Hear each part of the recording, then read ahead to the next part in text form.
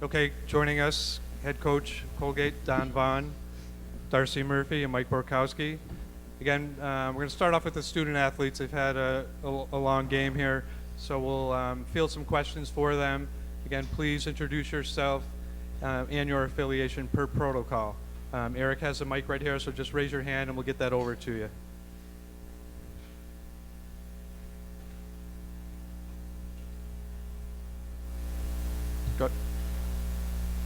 Go, use the mic, please. Yeah. Thanks. I was going to wait for questions about tonight. So, but overtime game, guys, how do you balance the emotions of winning and advancing to the final with the fact you got to get around and do it again tomorrow in 20 hours?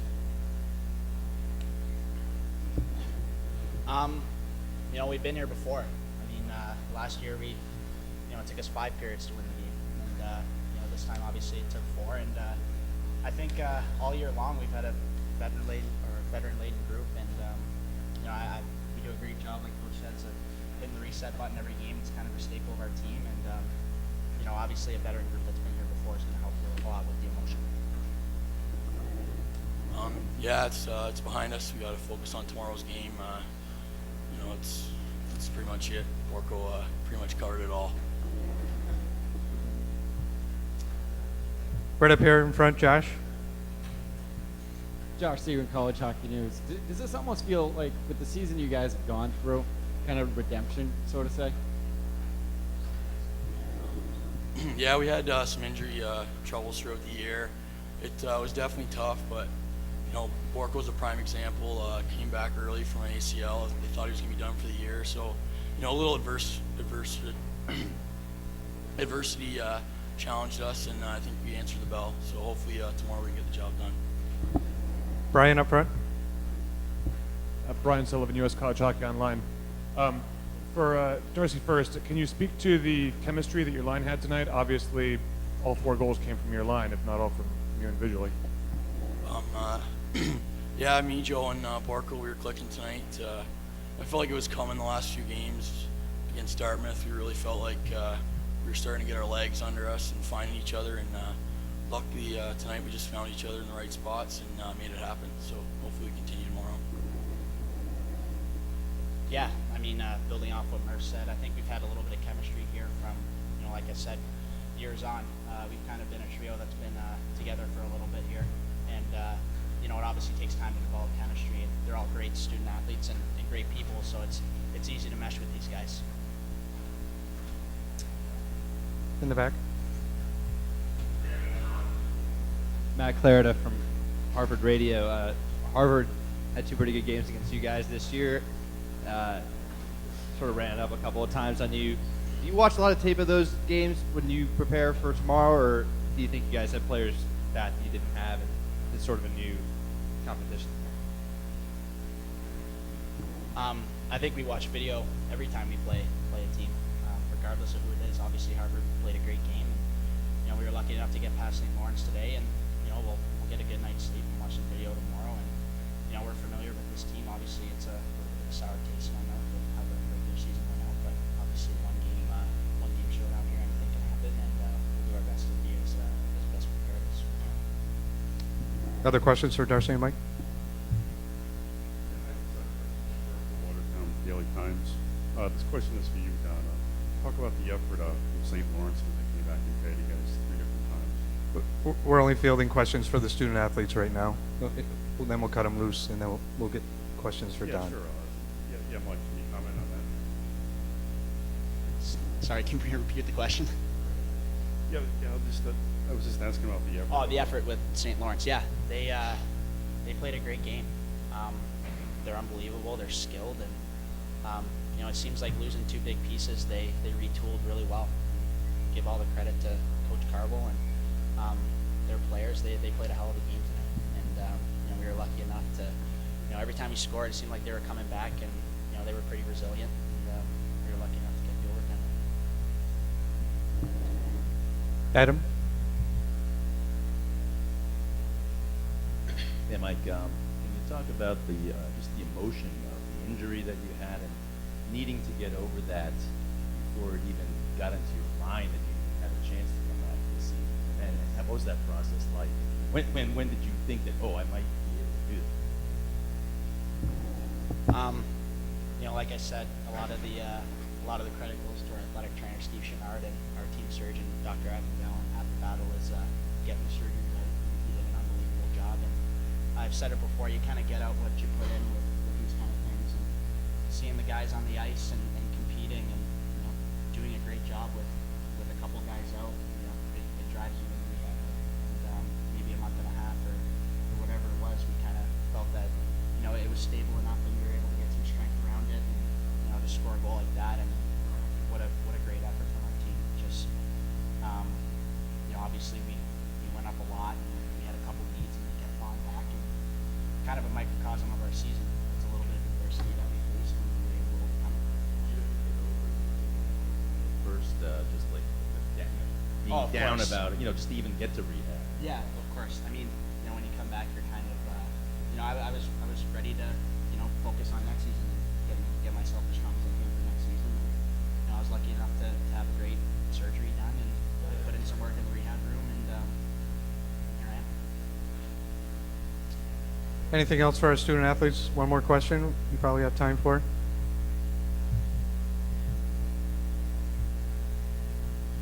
Yeah. Hi, Mike. Can you tell me what happened on the game-winning goal? Yeah, I think Murph had a great forecheck, and we were able to get some legs in there and get a stick on a puck, and I think Lozzie had it. He kind of did a little button hook, and I gave him a holler and put it on my tape. And I think whenever you're getting those situations, you want to get it on your stick, off your stick. We work on it a lot in practice, and I don't know how much I got on the shot. I just was thinking top half of the net, maybe on the far side, and was lucky enough to go in. Okay, we're going to cut our student athletes loose. Thanks for taking the time, Good job, guys. boys. Best of luck tomorrow. Good job, Murph. Thanks, guys.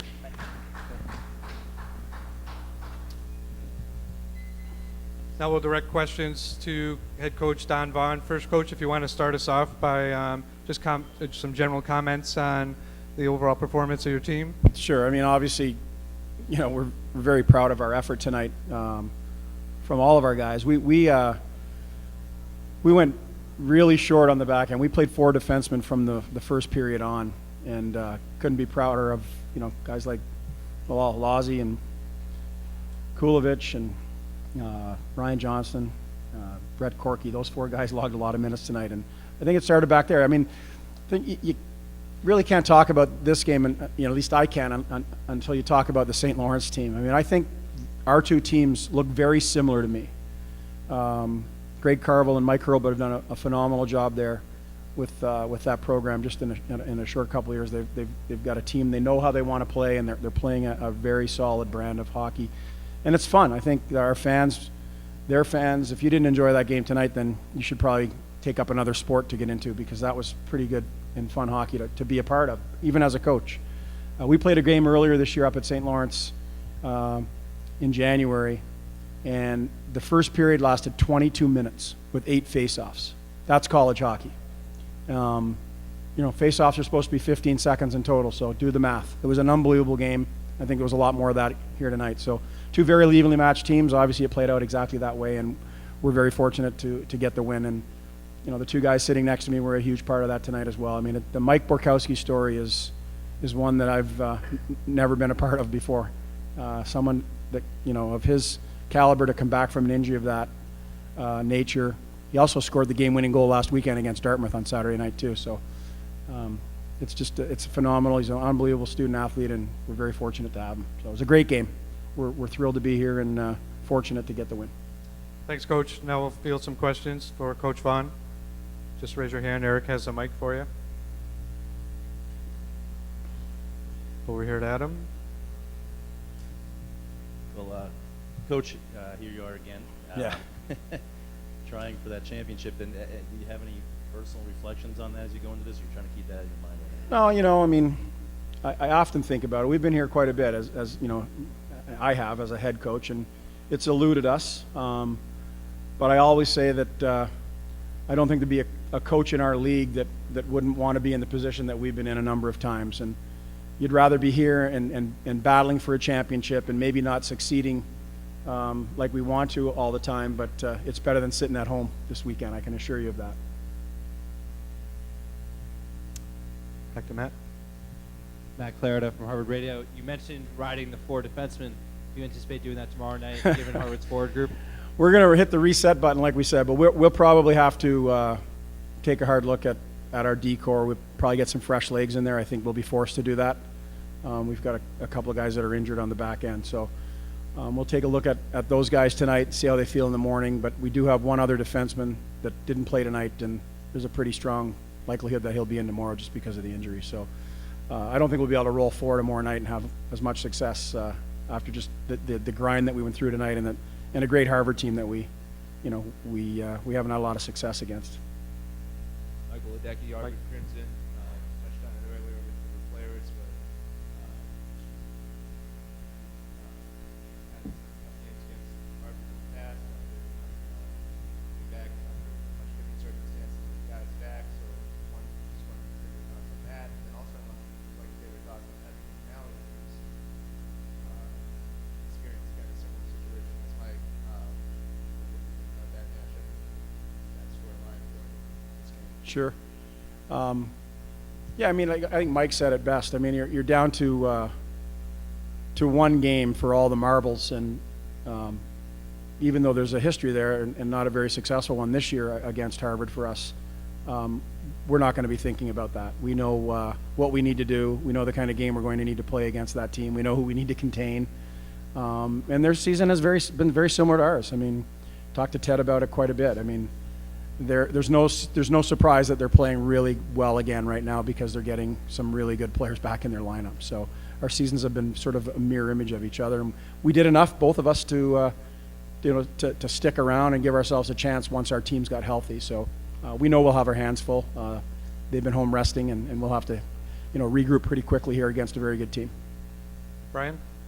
Coach, has it been addressed, officially in the locker room as a team that you guys do need to win in order to make the NCAA's?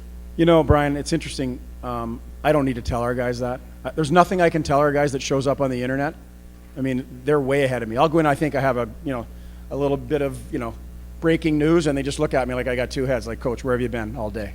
So they know. I don't have to tell them. They'll be on their phones right now checking out the pairwise. I guarantee you that. So we want to win a championship. That's why we came here. We want to win the ECAC championship, and we know that if we do that, we are in the tournament, and that's where our heads are at. Anything else for Coach Vaughn? Adam? Coach, did it feel like St.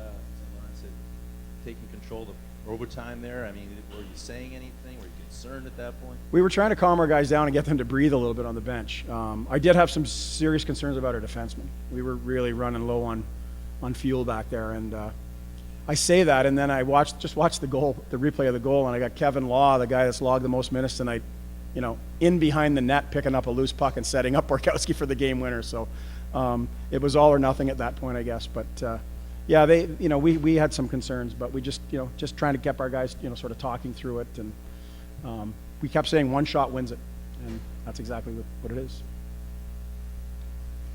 Matt? Matt Clarida again from Harvard Radio. You mentioned talking to Ted Donato about your seasons. Are you guys close? Does that relationship go back? Is there anything to that? I just wondering. I mean, no, but I think we have a great fraternity of coaches in this league. When it comes to that, I think our league is the best in the country. We all get along well. We'll share information.